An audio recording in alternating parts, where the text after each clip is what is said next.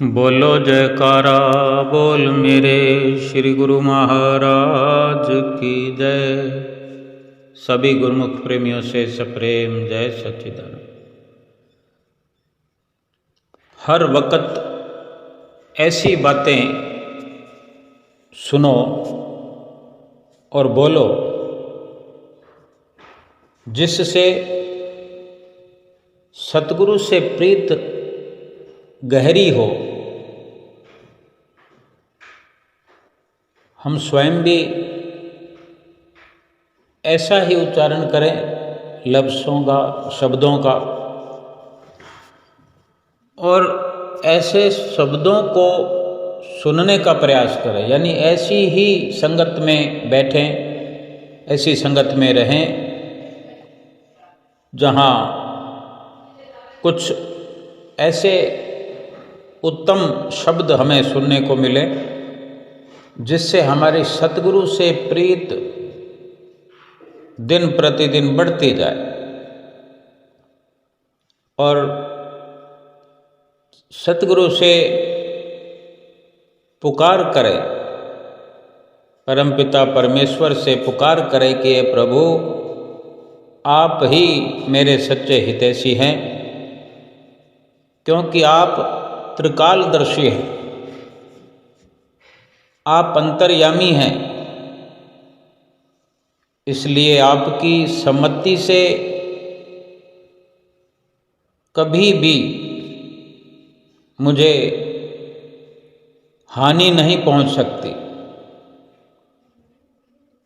है क्षमा करने वाले, हे बख्शनहार सतगुरु, मुझे ऐसी शक्ति प्रदान करो ताकि पहले से अधिक लगन से आपके गुणगान गाऊं, गुणगान गाता रहूं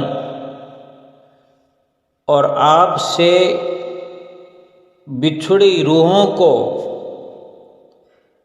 आपके साथ मिलाने का यत्न भी दिन रात करता रहूं और इस सेवा के बदले जो बड़ाई और धन पदार्थ मेरे हिस्से में आए, कभी उस तरफ मुंह भी न करूं और आलसी न बनूं। कभी भी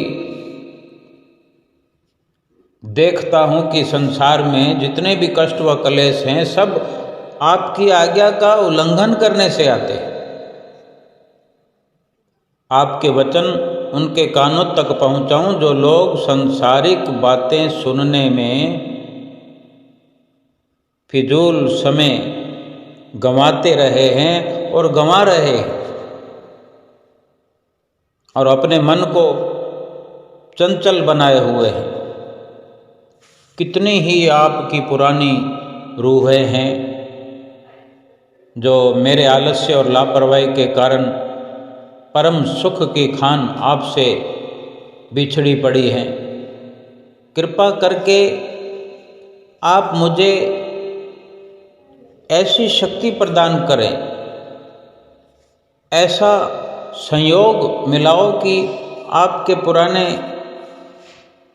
प्रेमियों के आपसे अलग हुई रूहों के संपर्क में बैठ बैठ कर आपका यशगान करूं, आपका गुणगान करूं, आपकी महिमा के गीत गाऊं और अपना जो अनमोल समय है उसको सार्थक करूं। ऐसी पुकार हम करें इसलिए कि अक्सर इंसान का मन जो है, हमारा मन जो है,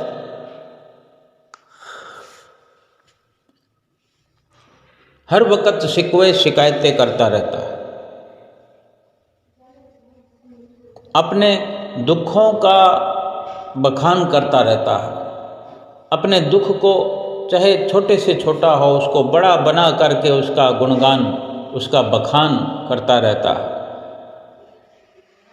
और अपनी आँखों से किसी को भी दुखी जानकर नहीं महसूस करता कि उसको कितना दुख है, क्या मैं उसका दुख कम कर सकता हूँ। ये हमारा स्वभाव रहा है। 84 लाख योनियों से ये हमारा स्वभाव बनकर चलता आया है और इस मनुष्य जन्म में भी अभ्यास के कारण आदतन ये स्वभाव बना रहा है। लेकिन अब हमें जो ये स्वर्णिम अवसर मिल गया है, सतगुरु की शरण मिल गई है, तो हमारी जिम्मेदारी बढ़ गई है। हम समझने लगे हैं कि हमारा ये मनुष्य जीवन है, अनमोल से अनमोल है। अनमोल जीवन में अगर अनमोल कार्य करना है तो वो यही है कि आप भी स्वयं हम सतगुरु के गुणगान करें और दूसरों को सुनाएं। जब हमारा विश्वास अटल होगा सतगुरु के प्रति, हमारी निष्ठा, हमारी श्रद्धा भावना सतगुरु के प्रति दृढ़ होगी, प्रीत दृढ़ होगी, तभी हम दूसरों को इस भक्ति के मार्ग पर लगा सकते हैं। दूर दूर तक हम देख सकेंगे कि कितने इस संसार के जीव भक्ति करना चाहते हैं मगर असफल हैं।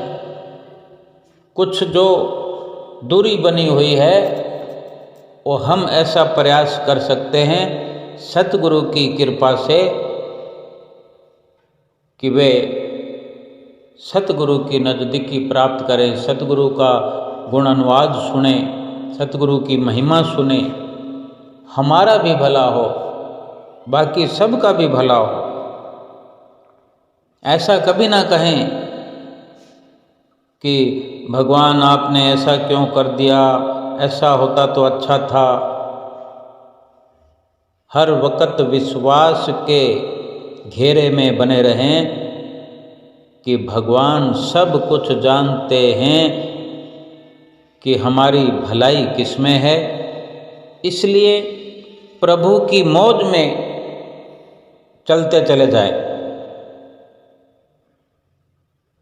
कई लोग दुनिया के चंचलता और अनीति को आज़ादी समझते हैं। दुनिया के अधिकतर जीव प्राणी समझते हैं कि संसार के ये क्षणभंगुर सुखों को प्राप्त करना, संसार में अपनी मन मर्जी से चलना, ये आज़ादी से रहना हमारा अधिकार है। वो नहीं जानते कि सच्ची आज़ादी जो है, सच्ची स्वतंत्रता जो है, सतगुरु की आज्ञा में, सतगुरु की रहनुमाई में और सतगुरु की पाबंदी में चले बिना प्राप्त ही नहीं हो सकती।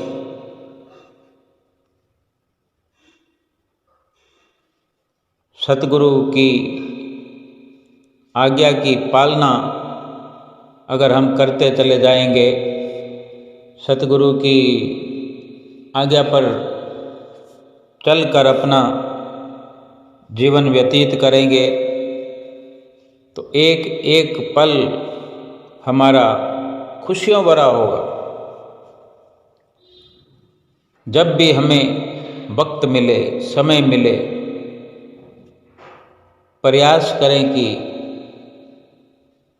हमारी तरह दूसरे भी जीव गुरमुख बने, प्रेमी बने। बहुत से ऐसे अवसर हमें प्राप्त होते हैं कि हम भला कर सकते हैं, ऐसा भला कर सकते हैं, ऐसी भलाई कर सकते हैं कि इस जीवन में भी हमारा मंगल हो और परलोक भी हमारा मंगलमयी हो। दीपावली का ये पर्व सारी दुनिया मना रही है, मनाती है। अधिकतर घरों में बच्चे ये दो सवाल पूछा करते हैं अपने माता पिता से कि जब दीपावली भगवान राम के 14 वर्ष के वनवास से अयोध्या वापस लौटने की खुशी में मनाई जाती है, तो दीपावली पर लक्ष्मी पूजन क्यों होता है? राम और सीता की पूजा क्यों नहीं होती? क्योंकि बच्चे देखते हैं कि कहीं ना कहीं ये उन्हें ऐसा अवसर मिलता है सुनने का, पढ़ने का कि भगवान श्री राम ने रावण पर विजय प्राप्त की, फिर अयोध्या पधारे,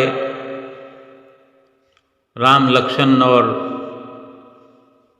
माता सीता, कब अयोध्या में दीप जलाए गए, खुशियां मनाई गई, मिठाइयाँ बांटी गई।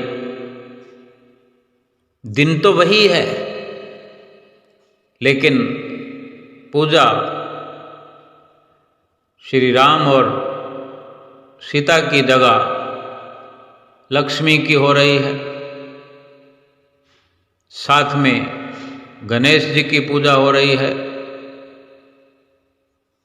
तो बच्चे जब ऐसा सवाल पूछते हैं कि राम और सीता की पूजा क्यों नहीं हुई,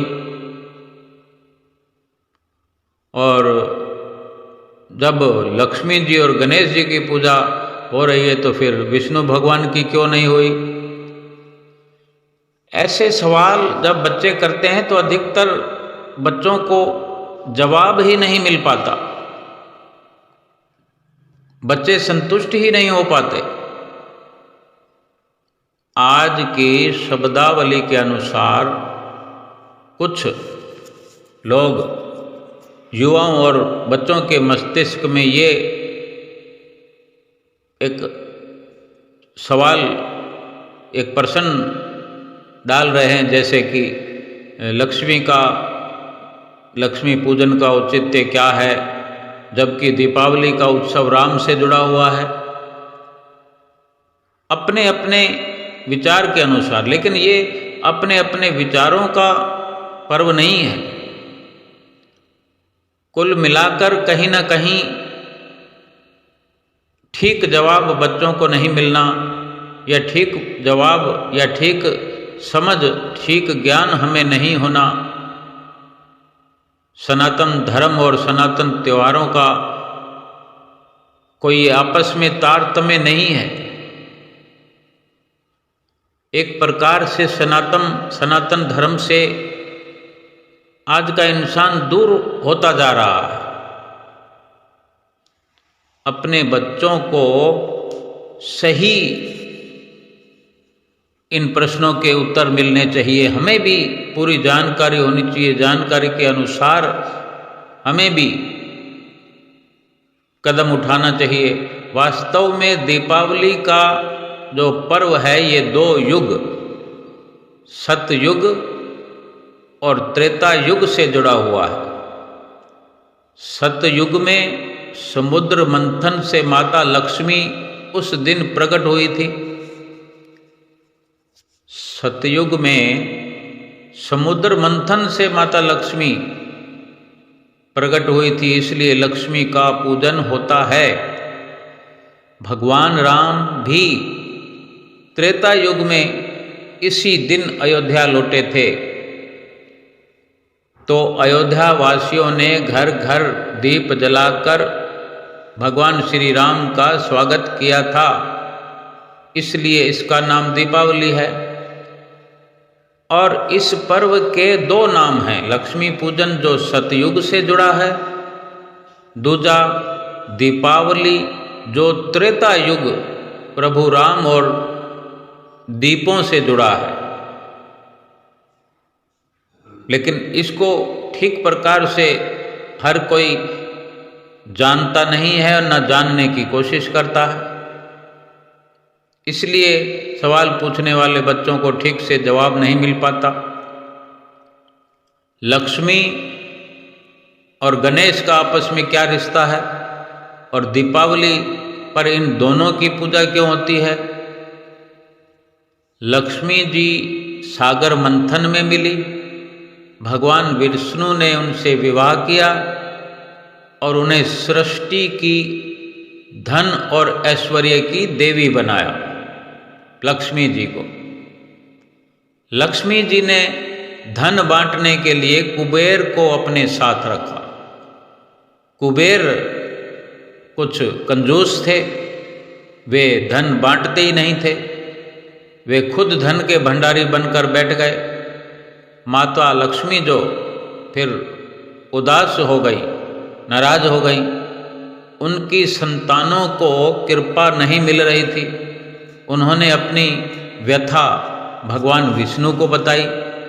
भगवान विष्णु ने कहा कि तुम कुबेर के स्थान पर किसी दूसरे को धन बांटने का ये काम सौंप दो। माँ लक्ष्मी बोली कि यक्षों के राजा कुबेर मेरे परम भक्त हैं, उन्हें बुरा लगेगा। तब भगवान विष्णु ने उन्हें गणेश जी की विशाल बुद्धि को प्रयोग करने की सलाह दी। माँ लक्ष्मी ने गणेश जी को भी कुबेर के साथ बैठा दिया। गणेश जी ठहरे महाबुद्धिमान। वे बोले, माँ मैं जिसका भी नाम बताऊंगा उस पर आप कृपा कर देना, कोई किंतु परंतु नहीं। माँ लक्ष्मी ने हाँ कर दी।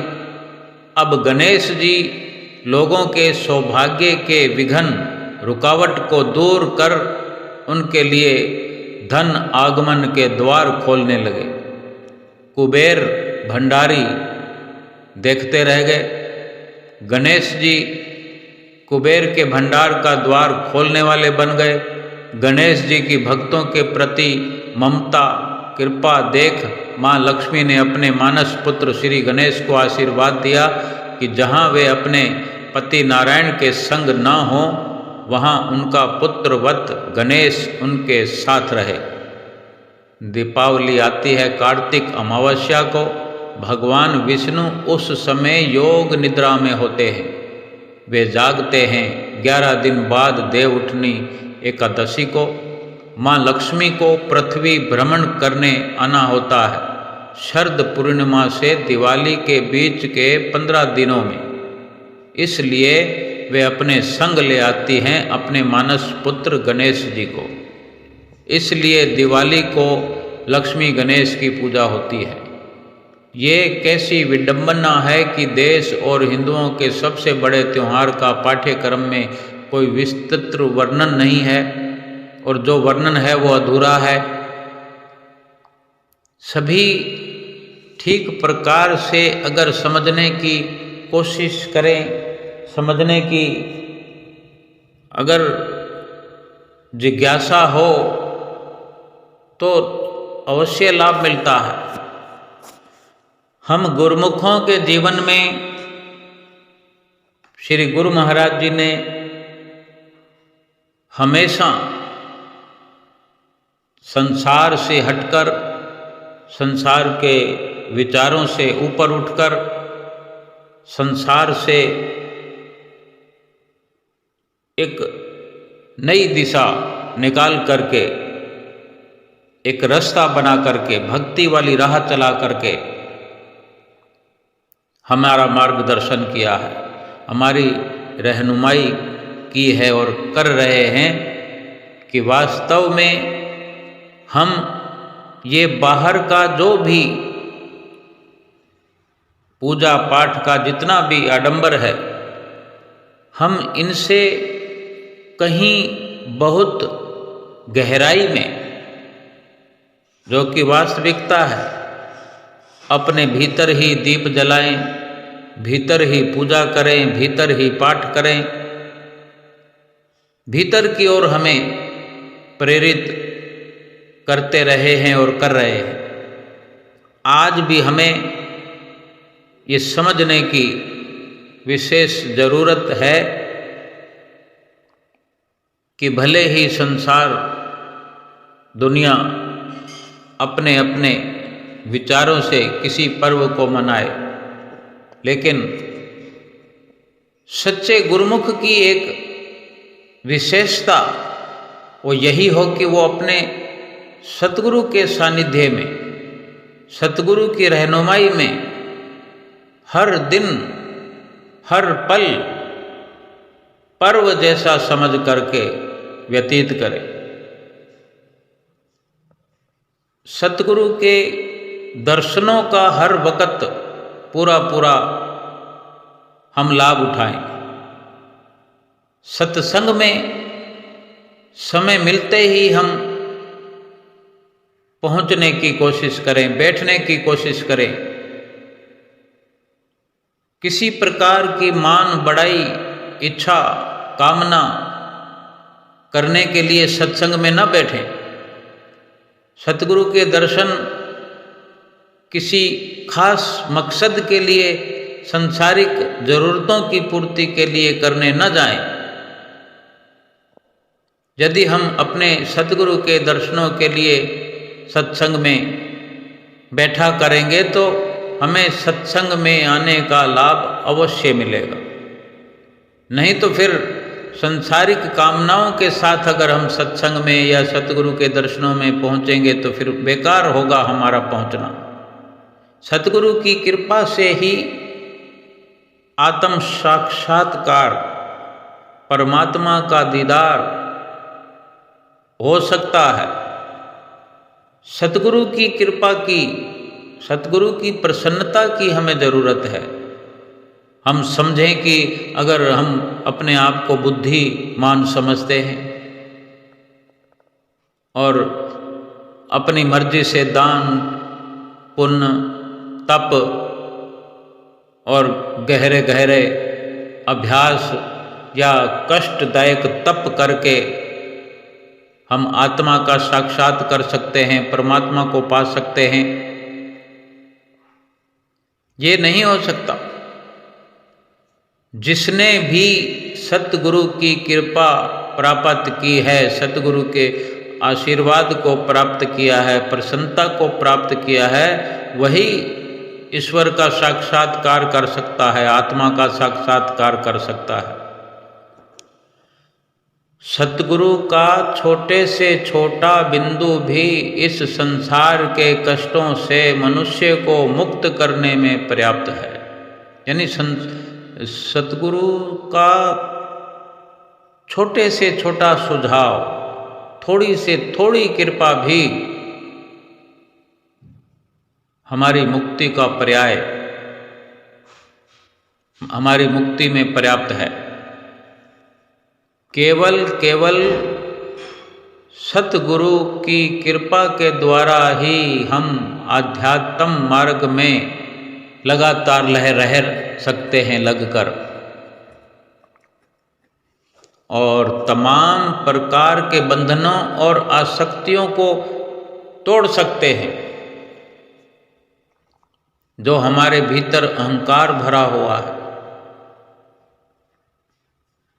जो गुरु के वचनों को हम ठीक से सुनते नहीं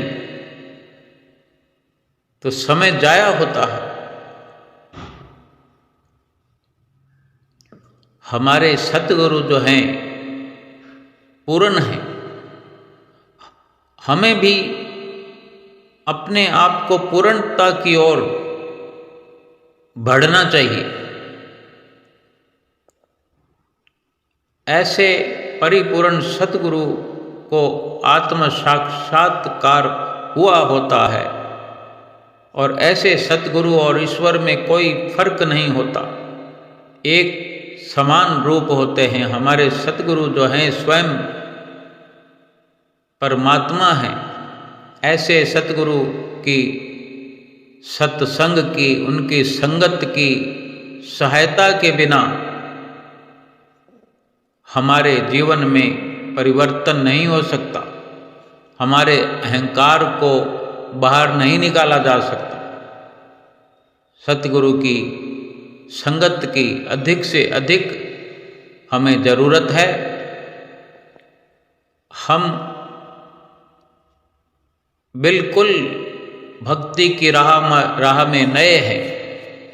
हमारा शुरुआती दौर है। कुसंस्कारों में हमारे कमी करने में, कुसंस्कारों को मिटाने में, अहंकार का नाश करने में सतगुरु की सहायता के बिना परिवर्तन होना बिल्कुल भी असंभव है। इसलिए सतगुरु के सत्संग में जब भी हम कदम रखें, श्रद्धा से, भाव से, और सतगुरु के जो वचन हम सदैव सुनते हैं, श्रद्धा से, भाव से उनका पूर्णता से पालन करें। किसी भी प्रकार से किसी भी पर्व को पूजा करते हुए निष्काम भाव से पूजा करें, निष्काम भाव से दर्शन करें और हमेशा अपने सतगुरु से प्रार्थना करें कि जो भी मेरे निष्काम कर्मों का फल मुझे मिलता हो, मेरा ख्याल भी कभी उस तरफ ना जाए कि मैंने भक्ति की है, मैंने सत्संग किया है, मैंने आरती पूजा की है या मैंने सेवा की है या मैंने सुमरन किया है। ये बार बार विनम्र भाव से अपने सद्गुरु के प्रति श्रद्धा रखते हुए भीतर ही भीतर प्रार्थना करते रहें, पुकार करते रहें। जब हमारे सतगुरु पूर्ण हैं, जब स्वयं सतगुरु रूप में परमात्मा है और हम उनकी चरण शरण में अपनी सुरती को जोड़ चुके हैं, तो भला कुछ मांग करने की जरूरत क्या है?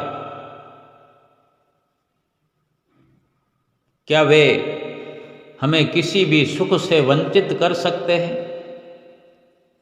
जिनकी चरण शरण अपनाने से भगवान की प्राप्ति होती है, परमात्मा की प्राप्ति होती है, 84 लाख योनियों के दुख मिटते हैं,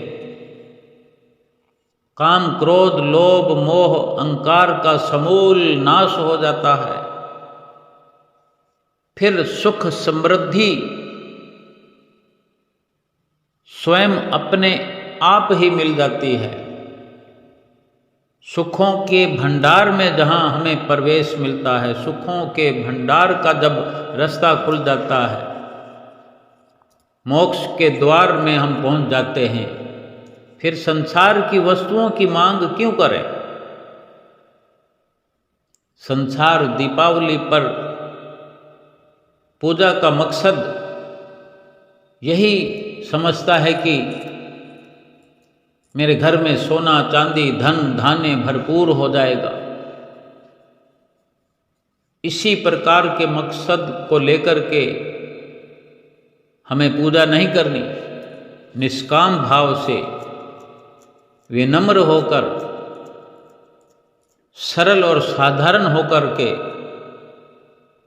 अपने सतगुरु के चरणों में हर वक्त यही पुकार करे कि मेरा चित्त आपके चरणों में जुड़ा रहे। जो भक्ति भगवान श्री राम से भीलनी ने प्राप्त की, जो भक्ति विदुर ने भगवान श्री कृष्ण से प्राप्त की, वही भक्ति मुझे प्राप्त करनी है। इसीलिए अपने सतगुरु की दया का, सतगुरु की प्रसन्नता का याचक बनकर हमें उनका सेवक बनकर विनम्र भाव से, श्रद्धा से, प्रेम से उनका पूजन आराधन जो कि हमें नित्य प्रति बताया जाता है कि श्री आरती, पूजा, सेवा, सत्संग, सुमरन, दर्शन, ध्यान, श्रद्धा सहित जो नित्य करे निश्चय हो कल्याण। ये महापुरुषों ने एक वरदान हमें अपने वचनों में दे दिया है कि जो इन वचनों की परिपालना करेगा उनके लिए ये निश्चित रूप से स्वयं सतगुरु रूप परमात्मा ने हमें निश्चिंत कर दिया है कि हमारा कल्याण निश्चित है। भला हमें कुछ भी विचार करने की जरूरत क्या है, किसी भी प्रकार से विचलित होने की जरूरत क्या है।